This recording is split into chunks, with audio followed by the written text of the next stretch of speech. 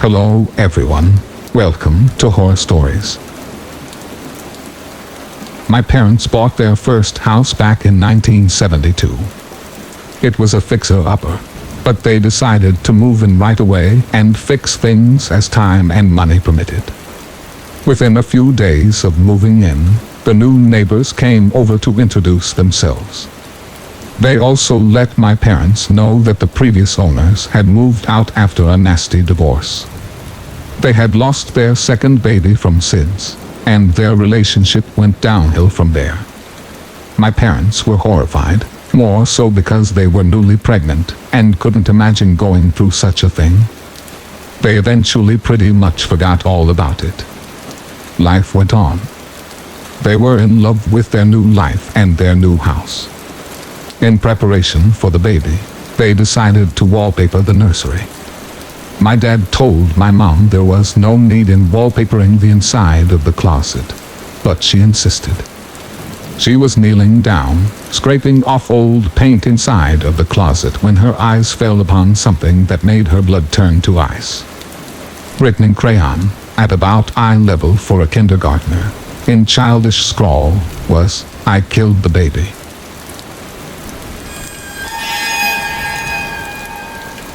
My family holds a camping trip at least twice a year. One year I was walking through the woods with my cousins, and off in the distance, on top of a huge boulder, was a very large cooler. As we were climbing up the boulder to the cooler, we spotted a man, older than us, maybe about 40 years old, leaning against another boulder, watching us. He was smoking a cigarette. He was wearing old-looking torn jean shorts. You know the kind, that used to be pants, and a wife beater. Honestly, we could tell from the sight of him that he was bad news. The creepiest part of this encounter was he was smiling at us.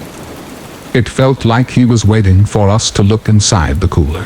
But when we saw him, we climbed back down. We turned around, going back the way we came. None of us said a word to him, and he just smoked his cigarette, smiled, and watched us leave. I really doubt there was sodas and beer in that cooler, if you know what I mean.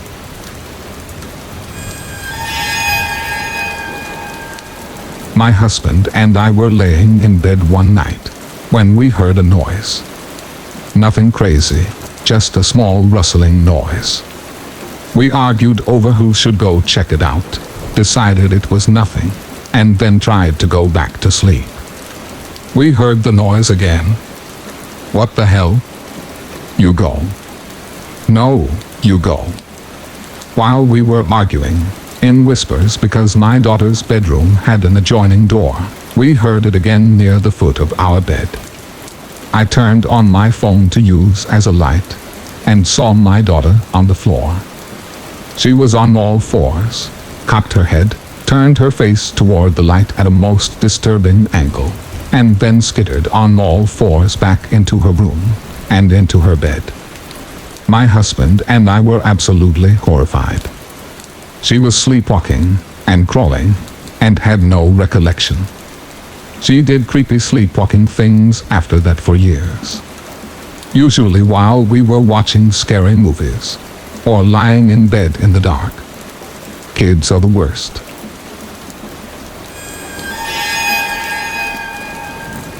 When I was 13, I woke up in the middle of the night after hearing something hit my window. The window in my room faced the street, and we didn't have a fence or anything in front. I looked over and saw a man standing outside my window. He was smiling. He didn't do anything except stand there and smile. I wanted to scream, but couldn't for fear of what he would do. After a couple of seconds, he walked away out of sight. A few more seconds later, I heard my front door open. No mistake. It opened quietly, and you couldn't hear it unless you were awake and listening for it. After that, silence for about 1 minute. Then my bedroom door opened, and the man walked into my room. I was petrified. He stood there right in front of me, and just smiled. His clothes were dark, and he was clean-shaven. He stood there for a good minute before turning around and walking out again. I heard my front door open and close, and then nothing. I ran to my parents' room and told them what just happened, and they freaked out. They were positive they had locked the door. It was the scariest thing that's ever happened to me by far. I have no idea who he was, and I never saw him again.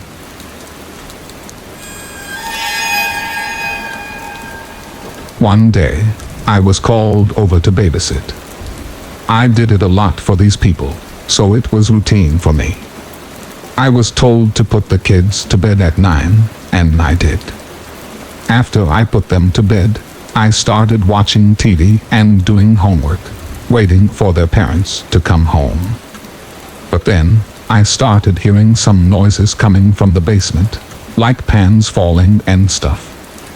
I ignored it at first, and thought it was the washing machine or something. A little later, I started hearing the noises again, so I decided to call the police, and tell them I was hearing noises coming from the basement at the house I was at. The lady at the station told me, "There's a patroller in your area, and he'll be at the house in about 20 minutes. A few seconds after I hung up the phone rang. I answered, and it was the 911 responder I had just spoken to. She sounded frantic, and told me after I hung up the phone, the line was still active, and then she heard another line hang up on my end. She then told me to go into the room with the children and lock the door. I stood in the dark room with the sleeping kids, clutching a kitchen knife, for about 15 minutes, until I heard a knock at the door. Walking from that room to the front door to let him in was the most intense experience of my life. There were 2 cops that came, and they didn't find anyone in the basement, or anywhere else.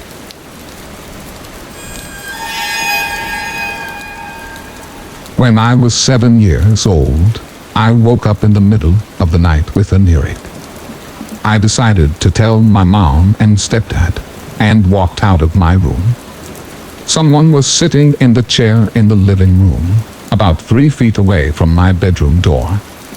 The person looked strange. The face was just kind of distorted, but it was dark, and I couldn't see well. "Mom?" I asked. The person shook their head, and I started getting scared. "Mike?" The person shook their head again. I decided the best option was to go back to bed so I wouldn't have to walk past this person. I climbed in bed and closed my eyes for a second before opening them and seeing the person standing in my doorway, smiling madly and nodding furiously.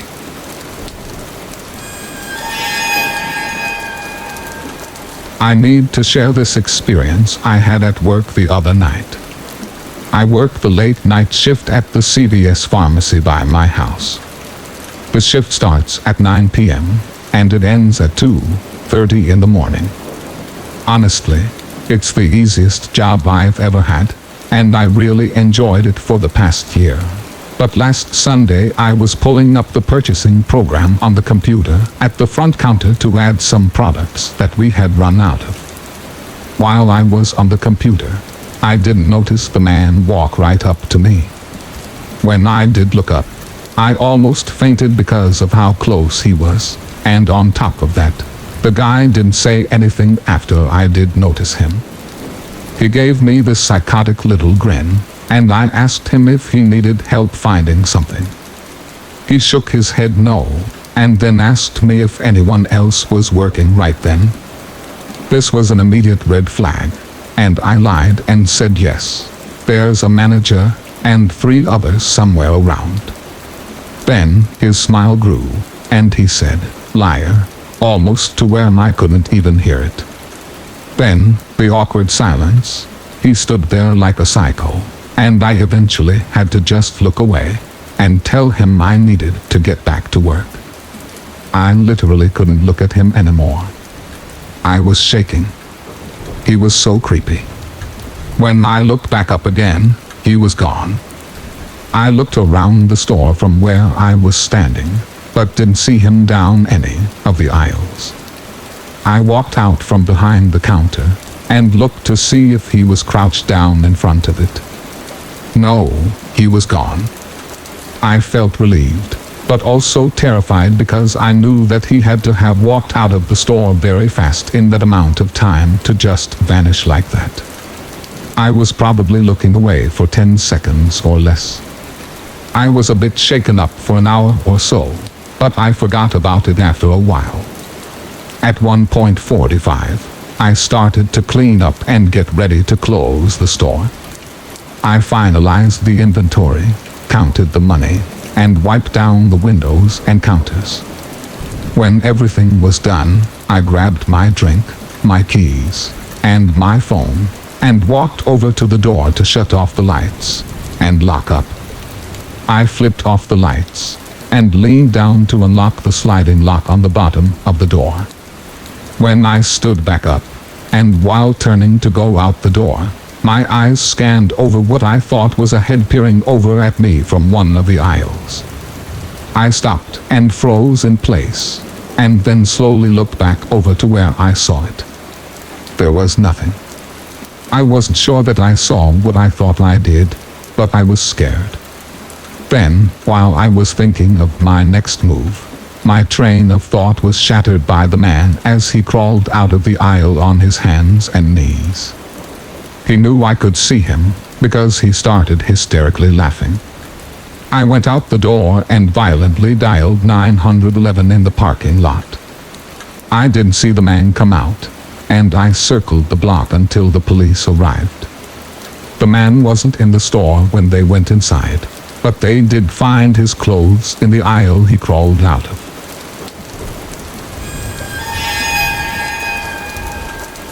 In 7th grade, I needed help with math, and every day after school I met with this girl who was tutoring me. I went to the library where we normally met, but she wasn't there. I sat and waited for a good half an hour before I decided to walk down to the multipurpose room to see if she was there. I know that she worked there sometimes too. She would help out an after-school band class or something, and they practiced on the stage there. I didn't see a single student or faculty member on the way there, which I thought was odd. When I went inside, it was silent. The band wasn't there. Right next to the entrance door, there was a door that led to the stairs that led up to the stage. I opened that door and saw a pair of feet sticking out at the top of the stairs. Someone was laying down up there, I thought, but as I walked up, I had a sudden sickening gut feeling. The feet were twisted in a way that a healthy person just laying down would not do. I climbed the stairs, and when I got to the top, I saw something that no 12-year-old should ever see. It was a body. My tutor. My 13-year-old tutor. Blood was covering her face and her shirt. Her eyes were wide open. The expression left on her dead face. I still see it. Blood was all over the floor, and I felt as if I was actually dreaming for a second. It did not feel real. I turned and went down the stairs, on the verge of screaming at the top of my lungs. I finally ran into a teacher, and between hysterical sobs, I told him what I found.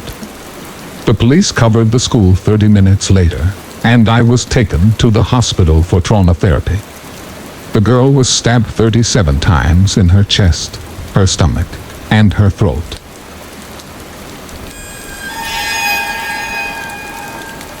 I've been forced to tell people this story my whole life. When I was 5, my parents went out one evening and hired a babysitter. The woman they hired was very nice to me from what I can remember until I went to sleep. I woke up to her, standing in my bedroom doorway, smiling like a crazy person. I started crying, and she told me she was sorry and left the room. I fell asleep crying. I assume it was hours later when I woke up again, to her sitting in a chair at the end of my bed. I screamed as I saw her face, which she had twisted into a crazy expression. I began to cry again, and she just held the expression. I covered my head with my blankets, and was shaking uncontrollably until my parents came home. I was pretty sure I heard them talking to the woman, and that's when I took my head out of the covers. The woman was still sitting in the chair, making the same disturbing expression. I screamed and cried, and my dad came running into my room. He was livid as you can imagine, and I heard him yelling at the woman as he kicked her out of the house. My parents have always told me she was just trying to scare me, but why? Someone of her age. Why would she do that?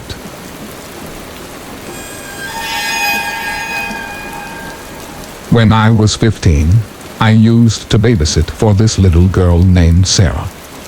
Her parents were the kind of people who like to go out every Friday night, so I always babysat for them.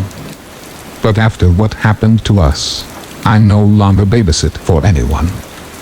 It was a typical Friday night during the summer. I showed up to Sarah's house around 6 o'clock, and her parents left me pizza money, gave me and their daughter a hug, and took off to go out. Sarah and I were playing Candyland together and scarfing down pizza when the phone rang. I picked it up. Hello. No one responded. All I could hear was the sound of someone heavily breathing on the other end of the phone. I repeated, hello. Then the phone hung up. Wrong number, I assumed. It was now around 9:45, and Sarah had to be in bed by 10 o'clock. I tucked her into bed and turned on her nightlight and closed her bedroom door. I went and sat on the couch and started texting my friends. Within 5 minutes, I heard Sarah's door open, and Sarah comes walking out holding a stuffed animal up to her mouth. And she had huge, wide eyes peeking over it. I asked why she was out of bed. She moved the animal away from her mouth just far enough to say, "There's a man watching me from the backyard." I ran to her room and looked out through her window, but there wasn't anyone out there. As I was looking, the phone rang. We both jumped, and I ran back out and answered the phone and said hello. After a few deep exhales, he said, "The door isn't locked." I hung up the phone and ran to the front door and locked it. Holding the phone, shaking, I tried calling Sarah's parents, but no answer. I called the cops, and they came out to investigate, but came up with nothing. The police finally got a hold of Sarah's parents, and they immediately came home. I told her parents I wouldn't be babysitting anymore, and I went home. I don't know if that guy ever called back again, or showed up again, but all I know is that I'm done babysitting.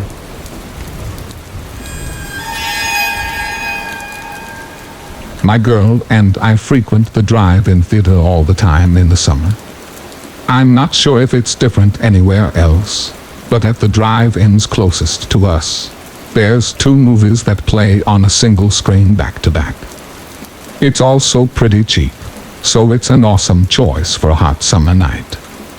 We were doing our normal thing. We went to the store to get some candy and beer and stuff before heading to the drive-ins, to save some money. I'm sure you know the food at the theater is ridiculously overpriced. We made it there about 30 minutes before the first feature started, and people were still showing up and positioning their vehicles.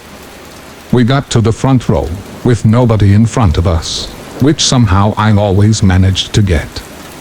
After 30 minutes of waiting and munching on junk food, the previews started for the first movie. Everything was completely normal up until this point, and during the previews, I heard a noise outside. It sounded like someone had kicked a rock at my truck. not a lot. It just sounded like one good-sized rock hit my tailgate or something. We thought nothing of it because of our focus on the screen. An hour or so went by, with no other unusual sounds, and we were enjoying the movie, when suddenly we both heard something strange. It sounded like somebody was walking right next to my truck, and dragging their feet heavily. We looked around, but saw nothing. As I was looking around, I spotted a girl in the passenger seat, in the car next to us, looking at me. She had a concerned look on her face, and motioned for me to roll down my window. I did, and she immediately said, "There is somebody under your truck." This made me feel sick. I knew she was messing with me, and didn't know what to say back or what to do. My girl started to quietly freak out, and I asked the girl next to us as quietly as I could what the person was doing, and she said back, "I don't know." I was afraid to get out, and I remembered that eerie feeling that I had when I was a kid, and I didn't want to step off my bed at night for fear of somebody underneath. Same feeling. I decided to call the drive-in's number listed online, and told them what was happening. After asking the details of my truck, they said they'd send somebody over to us. Before anyone came, we very suddenly heard more noise under us, and then a girl, wearing a dress, crawled out from under my truck right in front of us, and began walking backwards towards the movie screen, while looking into the truck. When she got to the screen, she turned and walked away towards the fence that separated our lot from the one next to us. A few minutes later, a man approached my window, and I told him that she had walked away. Nothing else happened. It was so bizarre.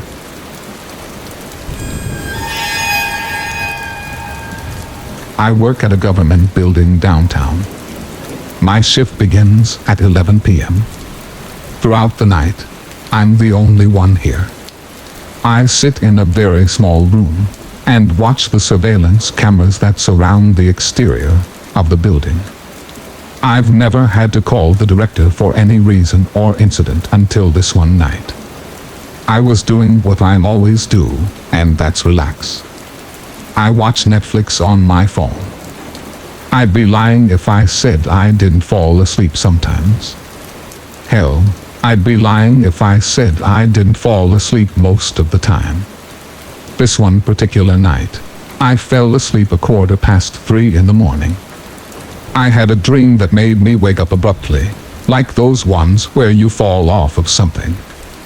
I couldn't remember the dream as soon as I woke up, and I'm pretty sure my body was just trying to tell me that I needed to wake up for some reason. I reached for my Coke on the desk next to the monitor, and froze. On camera B5, which was the hallway leading east from the lobby, was a woman. She was walking slowly, and was out of sight in a few seconds. I was confused at first, because nobody else should be in the building with me, but then my heart started beating faster when I came to the realization that the hallway leads to me. I looked at the live feed of the next camera that she would pass through, the one showing the room outside my office. I thought to myself how ridiculous this was, that I'm specifically here for this purpose, and I'm too terrified to move. Maybe it's because they didn't look usual. Her long hair covered her face. I waited for her to appear in the room, but she didn't. I looked at the feed of the hallway again. Nothing. I looked at every live feed on the monitor, and didn't see her anywhere. I picked up my company phone and called my boss. "Hey Ben, sorry to wake you. I saw a woman on the monitor in the east hallway." He was confused, of course, and told me to do what I hoped he wouldn't. He told me to find her. I hung up the phone, and assured myself that I'm the man, and I'm here to kick people out that don't belong, and this is my building. I grabbed my flashlight, which was all I had, and opened the door. The woman was not in the room connected to the office, and after making sure, I opened the door to the east hallway. As soon as the door opened, I saw the woman walking fast towards me at the opposite end of the hall, the way she was walking towards me. I opened my mouth to say something, but something made me stop. The way she was walking. It was threatening. I did not want her to reach me. I closed the door. Shit. No luck. I ran back to my office and closed the door, and thankfully, there was a lock on this one. I looked at the monitor and almost fainted. The woman was standing at the door, right outside the door to my office. How did she get here so fast? She was terrifying. Her hair was so long, and she stood at the door facing it like a statue. As I fumbled around the desk grabbing the company phone, I saw her turn around and walk away. My boss told me to find her, and I said I would. I didn't. I didn't leave that office until morning, and I didn't see the woman again.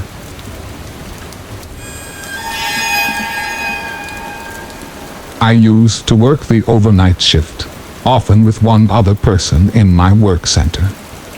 Well, we worked in the basement of a huge complex and would often go outside to smoke, which was a 5-minute journey upstairs and 5 minutes back. One night, we decided to take the elevator for a change. Well, approaching the elevator, we see a gentleman in a red polo waiting at the elevator door. When we were about 10 yards away, the door opened and he walked inside. We entered an empty elevator a few steps behind him.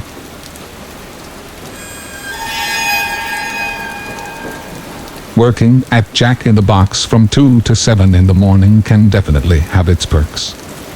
I can go stand in the back where the sinks are and eat food. Sure, I've gained a little weight, but I don't do it as often as I could. The downside is, it can get kinda scary. I'm in there by myself. On a Friday night, about 6 months ago, I experienced some horror movie shit. This little girl, I'd say about 10 years old, walked up to the drive-through window. I wasn't scared when I first saw her. She is just a little girl, after all. I opened the window and asked if she was all right. Even though she looked fine, she was wearing tattered clothes that looked very dirty and there was dirt on her face and in her hair. She responded to my question with a question. She asked, "Are you all right?" I was a bit taken back because of how fast she responded with the same question, and I laughed a little and said, "Yeah, what are you doing?" She then asked me, "What are you doing?" I immediately felt very on edge right at that moment. I felt like I was being messed with and possibly some adults were going to pop out or something and try to rob the place. I looked all around and behind her, but I could only see dark, empty parking lot. I didn't feel like humoring this little girl anymore, so I just closed the window and turned around. I was definitely still creeped out, but I pretended to just go back to work and started wiping down the sides of the fryers. I actually did start to forget about it after I'd say 5 minutes, when suddenly, I heard tapping on the glass. I turned to look and she had her face almost pressed against the window. I stood there in utter shock for a second. She stood there, blank-faced, staring at me. I decided to walk over and open the window again. When I did, I asked her, "What are you doing here?" She didn't respond, but instead, took a fork out of her pocket. I closed the window again and she tapped it on the glass. 3 of the points on the fork were broken off, leaving just one sharp and incredibly creepy point. I yelled at her that I'm calling the cops, so she needs to get the hell out of here. And then she smiled and ran away. I wish I could say the story has a scarier ending, but I'm telling you, It was scary as hell. So random, and I didn't see her again that night or any other night.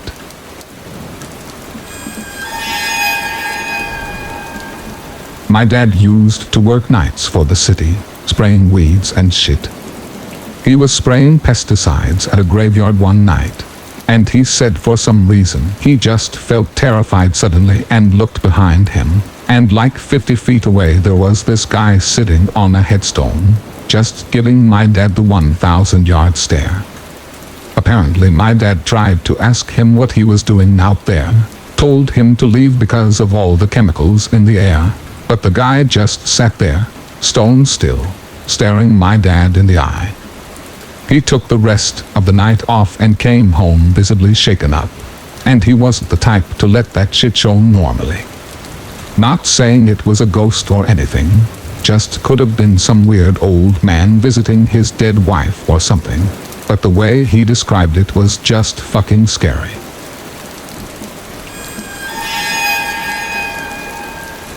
Good evening, everyone. I've come to join being scared to help let the darkness take control. I have been babysitting since I was 13. I've had more than a few creepy experiences on the job, but this one was the worst that I've ever had. Last year in April, when I was 17, I had every babysitter's nightmare happen to me. I met the family through my grandmother, Laura. Laura lives in a nicer neighborhood. The people are genuinely nice and everyone knows each other. It was a very small subdivision, with a very big highway on one side of it, and the woods on the other. One evening, my grandma introduced me to the family that lived across the street, who was in need of a babysitter. They were a young couple with their first daughter, Lily. Lily was 3 years old at the time. After talking to them for a while, the family asked me if I could try babysitting Lily. I agreed, and after watching her a few times, the family asked me to stay on as their regular babysitter. Lily, like most 3-year-olds, was a handful, but she was a sweet kid, so I agreed to help the parents out. We set up a schedule where I would come over twice a month regularly for their date nights. This was perfectly fine by me, and as a teen, this was a dream job. Because my grandma lived across the street, we developed a pattern. Every time I babysat, I would park my car at her house and chat to her before I went over to Lily. I would also stop in before I left. My grandma would leave the side door unlocked for me, because she would fall asleep sometimes before I got done. A couple of years passed without incident. Lily turned 4, then 5, and became even more of a handful. The night of the incident, the parents left in the early afternoon, and because the sun was still out, Lily wanted to go to the park down the road. I said no initially, because I had no key to lock the door with, but she wore me down with her persistence. I turned a light on in the living room, and led her out of the back door. We stayed at the park until it got dark, and I was exhausted by the time we got back to the house. When we got back, nothing looked out of place. I made Lily stay in the kitchen as I made a sweep around the house to check that everything was okay. The only place that I didn't check was the attic, as I was not allowed to go up there. After confirming to her that there weren't any bogeymen in the house, I cooked dinner for Lily. Afterwards, we played in the basement until it was almost bedtime. As the evening progressed, I would occasionally hear creaks and odd clanking noises from the floor above us. But I just brushed that off as the house being old. The family's cat, a very antisocial creature that hated noise, stood near the top of the steps the whole time that we were in the basement. The cat hissed occasionally at nothing. I consider that to be weirder than anything else. Finally, declaring it was bedtime, I let Lily climb onto my back and gave her a piggyback ride upstairs. The way her house was laid out, there was a long hallway in the middle, To the left was Lily's room. To the right, directly opposite Lily's room, was the parents' room. The parents' room had a door on the other side, connecting it to the front hall, meaning the front door. Lily was always proud of being a big girl and sleeping in her own room every night. Tonight, though, she really missed her parents and wanted to sleep in their room. I didn't see this as a problem. It had happened before, and the parents didn't mind.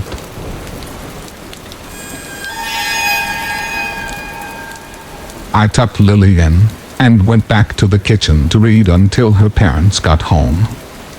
The whole time I was in the kitchen, I kept hearing a strange crunching noise. It would last about a minute before stopping, and then a few minutes later, would start up again, and the cycle would go on and on. I began walking around the house in search of the noise, when I heard Lily starting to cry. Lily normally falls asleep within 5 minutes, without much incident, so her crying was very unusual. I walked back to her parents' room, and stood in the doorway facing her back to her room. The only light was a small lamp next to the bed that Lily had turned on. "What's wrong, Lily?" I asked, stepping closer. "I keep hearing noises. I'm scared." "I know, sweetie, but it's okay. I'm looking for them right now. Hey, do you want to come with me?" "It'll be like an adventure," I said excitedly, trying to cheer her up. I assumed that the noise was the cat playing with something, but I didn't want to leave Lily upset and alone. I figured that if I brought her, I could turn it into a game, which might help her feel better.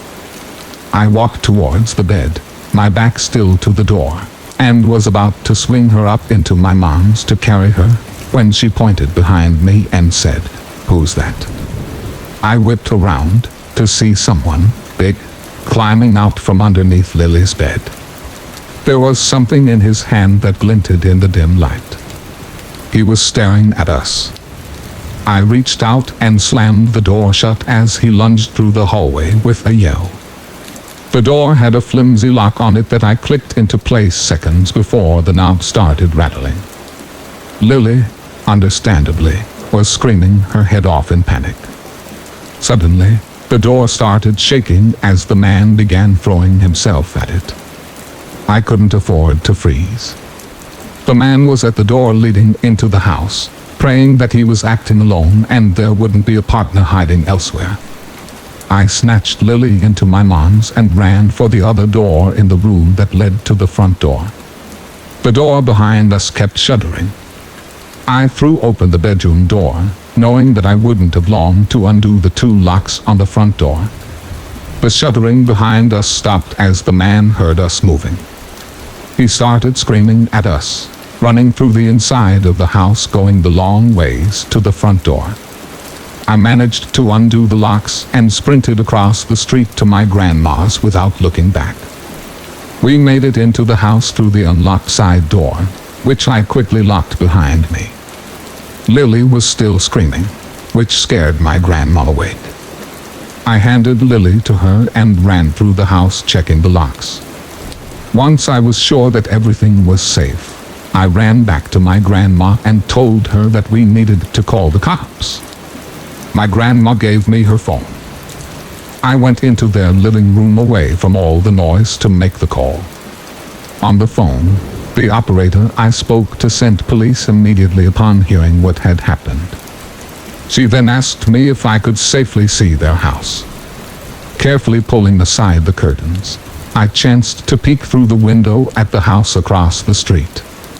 The front door was shut, which was not how I'd left it, and all of the lights were off, when I always keep at least one light on.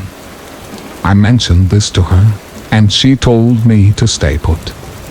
The police arrived in a few minutes and did a search of the area, but by the time the man was gone, they spoke to Lily and I, but we couldn't offer much because we didn't get a chance to see him. When the parents got home and saw the chaos, they were terrified and ran over to us. When I told them what happened, they seemed just as confused as we were.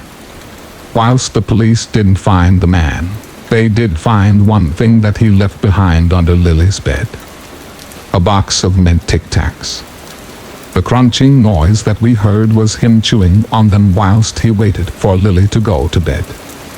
I don't know who you are or what your plan was to do, but let's never meet again.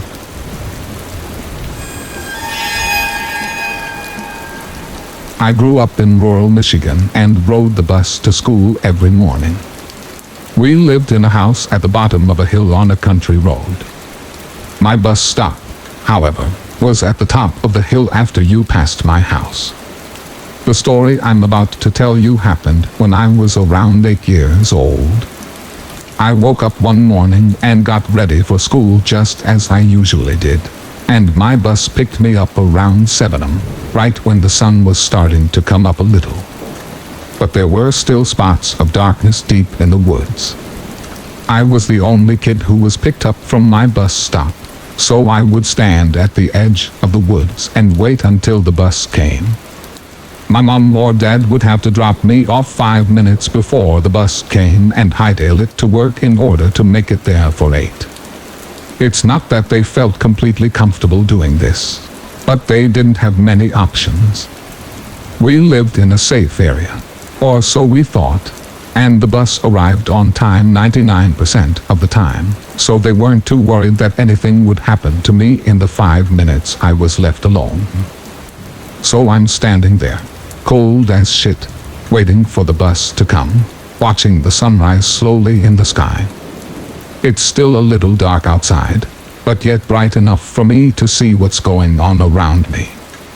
I saw the lights of the bus in the distance on time as usual, and it came to a stop right in front of me.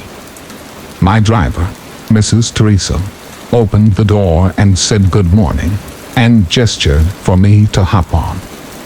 I walked to my seat, put my stuff down, but noticed that the bus wasn't moving yet. Mrs. Teresa still had the door ajar, and she just sat there, leaning slightly out of her seat, staring into the woods. After a good minute or so, we were off on our way to school, after picking up a few more kids. Arriving at school, Mrs. Teresa escorted us in, which is something that she never did, and I remember seeing her slip into the office and talking to one of the secretaries. I went through my regular school day, and I was picked up by my dad, as normal. When he picked me up though, he started asking me all kinds of questions. Bus pickup go okay this morning, champ? Did any cars stop or blow the horn at you as you waited? Strange questions that he'd never asked me before. The next morning, my parents did not take me to the bus stop. Mom dropped me off at school before going into work at a later time. This continued alternating as a drop-off from my mom or dad for the remainder of the school year. At the same time, I noticed that they'd changed my bus stop. Years later, I found out why my bus driver went to school that day, and why my bus stop was relocated.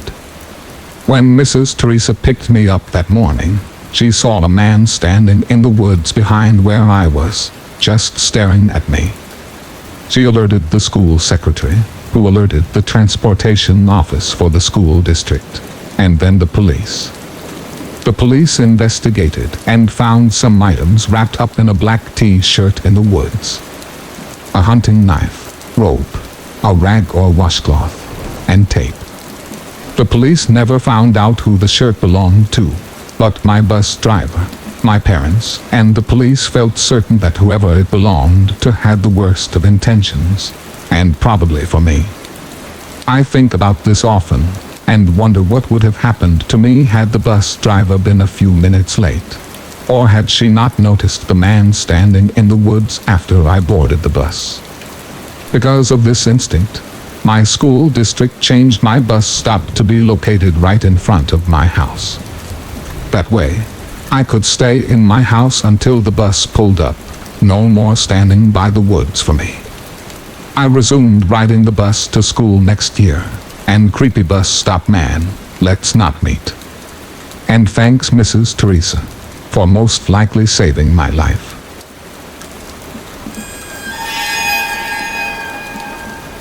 This story is about my aunt. She was the loveliest woman that you could ever meet, and was a big influence in my life when I was growing up. I don't know how all of this started, but out of nowhere one day she just went crazy. Let me give you a bit of background. I am a 6'2", rather fit man. I practice Aikido and can bench press 240. My father and his brothers are pretty much as tall as I am, maybe less strong due to age though, and most of them have been practicing fighting sports for a long time. My aunt, by contrast, is about 5'2" and probably weighs about 110 pounds at best. She would get incredibly angry and out of control at random times, spitting nonsense words, and there would be absolutely no way my father or I or even together would be able to get her down. It felt like Dragon Ball Z Yamcha trying to get Perfect Cell into a UFC submission. She had about 10 times my strength. We needed to be 4 to actually pin her down and get her to stop moving until she calmed down. This was extremely scary, as she would just switch without warning, which was so out of character for her. I didn't believe in the supernatural, but my grandmother, a traditional Moroccan woman, was convinced that she was possessed, and honestly, it really felt like it. For those of you who don't know, Morocco has a pretty big culture surrounding the supernatural, sorcery, possessions, and exorcisms. So most of the elders in the family firmly believe in it. However, at the time, the rest of my family were not buying it. We took her to the hospital and had some extensive tests done on her, because we thought that she must be suffering from some kind of seizures. But everything came back negative. Someone even recommended a psychiatrist, and although we took her there, it was of no help whatsoever. We were all becoming very concerned, so fast forward a few months later, and it was becoming way too difficult for us to handle. My uncle contacted a good friend in Morocco, who was an exorcist in his family. He asked us to do one very strange thing. He asked my aunt if she could put a drop of blood into a glass of water, and leave the glass somewhere in the apartment while she slept, but just nowhere near her, so that she didn't get up and drink it while she was sleeping. We were reluctant, but my grandmother insisted on her doing it. On the morning, the glass was empty. I personally am still convinced she just woke up and drank it, but in the Exorcist version, she was possessed by a demon, commonly known in our culture as a jinn. Giving him blood was just a way for you to welcome him and calm him down temporarily, and she needed to see an exorcist ASAP. Now we were getting convinced that he was right, seeing her often becoming crazier and crazier. In desperate times, sometimes you just choose to believe in a possible solution. So at this point I decided to believe in what he said, and we had to get proof that he was right. We lived in France, and we decided to drive down to Morocco, which was a 1,500 km drive, with a 6-hour boat ride, and then another 500 km driving when we got to Morocco. During the drive, I have never been as scared as I am to this day. I was sitting in the back, my auntie in the middle and my dad on the other side. She went crazy at some point. We couldn't hold her down, and she was trying to hit my uncle whilst he was driving. We nearly smashed into a wall, and my father had to dangerously choke her until she lost some strength.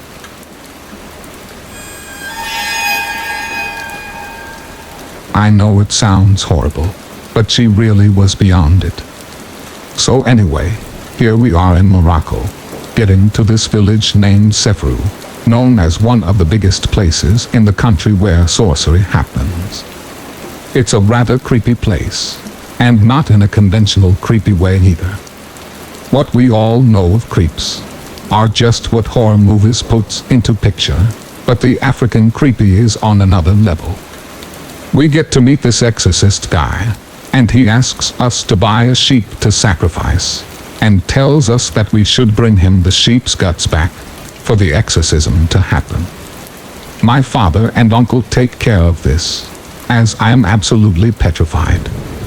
As I stated earlier, I didn't believe in this. I decided to, because honestly the situation called for it.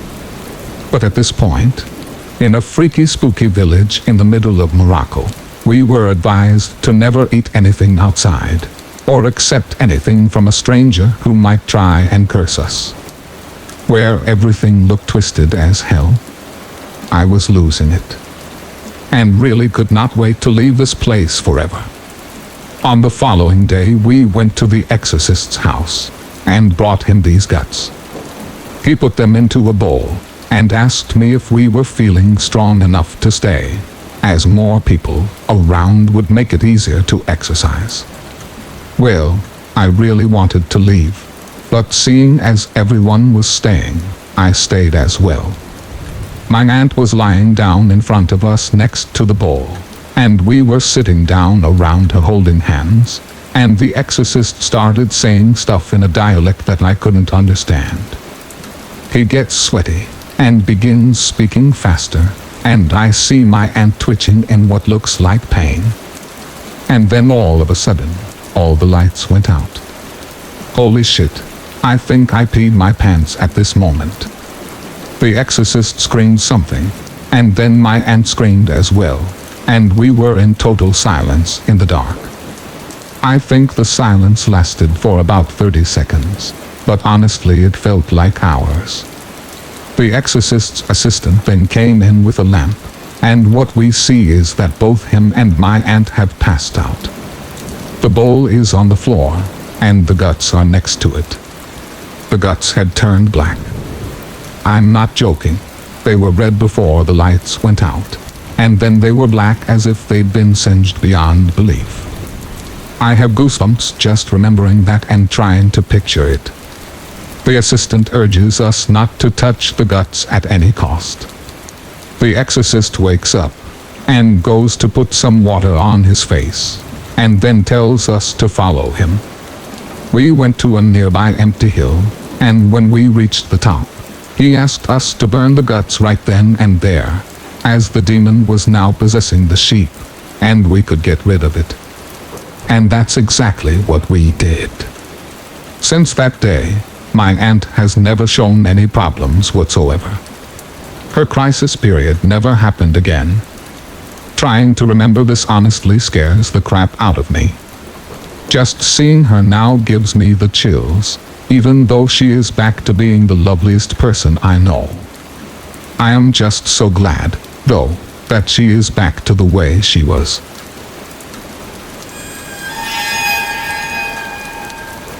During my last semester at college, I was assaulted by a football player for walking where he was trying to drive. Note, he was 325 pounds, whilst I was a mere 120. Whilst unconscious on the ground, I lived a different life. I met a wonderful young lady. She made my heart skip and my face red. I pursued her for months, and dispatched a few jerk boyfriends before I finally won her over. After a 2-year relationship, we got married, and almost immediately she bore me a daughter. I had a great job, and my wife didn't have to work outside the house. When my daughter was 2, my wife bore me a son, and my son was the joy of my life. I would walk into his room every morning before I left for work, and doted on him as well as my daughter. One day though, whilst sitting on the couch, I noticed that the perspective of the lamp was odd. Inverted almost. It was still in 3D, just wrong. It was a square lamp base, red with gold trim on 4 legs, and a white square shade. I was transfixed. I couldn't look away from it. I stayed up all night staring at it, to the point that my wife got very concerned. That's when things started to happen. I didn't go to work. Something, I didn't know what, but something was not right with that lamp. I stopped eating. I only left the couch to use the bathroom at first. Soon, I stopped doing that too, as I wasn't eating nor drinking. I stared at that lamp for 3 days before my wife became extremely concerned. She had someone come over to try and talk to me. By this time, though, my cognizance was breaking up, and my wife was freaking out. She took the kids to her mother's house just before I had my epiphany. The lamp was not real. My house was not real. My wife, my kids, none of it was real. The last 10 years of my life had not been real. The lamp started to grow wider and deeper. It was still inverted dimensions. It took up the entire perspective, and all I could see was red. I heard voices, screams, all kinds of weird noises. And then I became aware of pain. A shit ton of pain. The first words I said were, "I'm missing teeth." I opened my eyes. I was laying on my back on the sidewalk, surrounded by people that I did not know. Lots of them were freaking out, and I was completely confused. At some point, a cop scooped me up and walked me across the sidewalk and into the grass and threw me face down into the back of a car. I was still disoriented. I was taken to the hospital by the cop, as it seemed he didn't want to wait for the ambulance driver. I went through about 3 years of horrid depression. I was grieving at the loss of my wife, my children, and dealing with the knowledge that they never existed. I was scared that I was going insane, and I would cry myself to sleep, hoping I would see her in my dreams, that I would blink, and I would wake up again in the reality that I once knew. I never have, but sometimes I see my son, usually just a glimpse out of my peripheral vision. He is perpetually 5 years old, and I can never hear what he says. I have no idea what happened. Could I have dreamt it all? Could you dream 10 years of a whole life? A person. Moments shared. Places gone. New experiences. New tastes. New smells. Can it all come from your mind? Really? I don't think so. But like I said, I have no explanation for what happened that day, and it still leaves me speechless.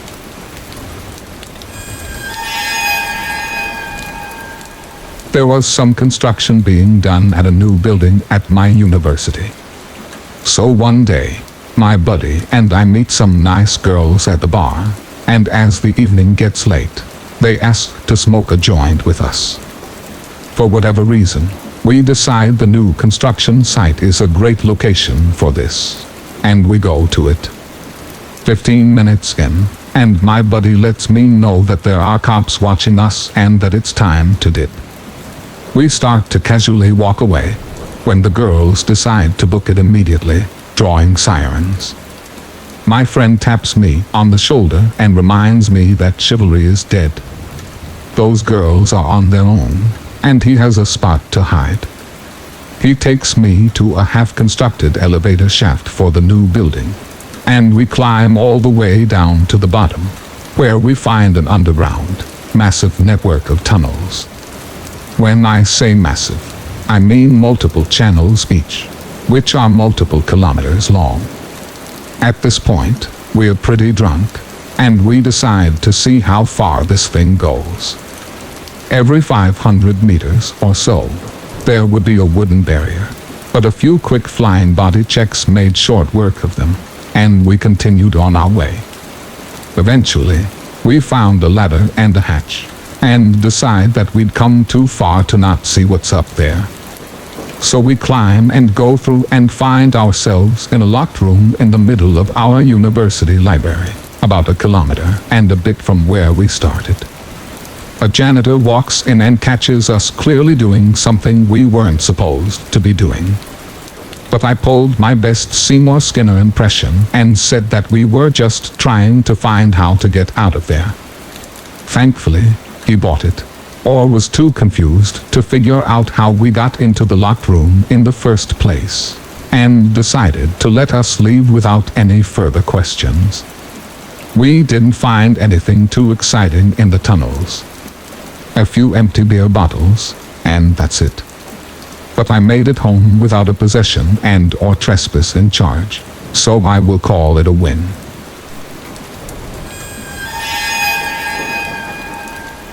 I attended a family reunion recently, and saw a distant cousin of mine, who was in his early to mid-20s, and he told me a story about an experience that he had during his third year of high school. Let's call my cousin Francis. Francis was about 5'4", and thin for a 17-year-old at the time. He was also very prone to injuries, especially broken bones.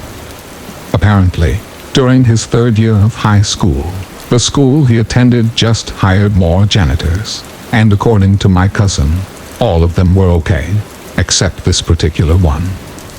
The janitor was in his mid-50s, clean hair and teeth, but according to my cousin, there was something off about him.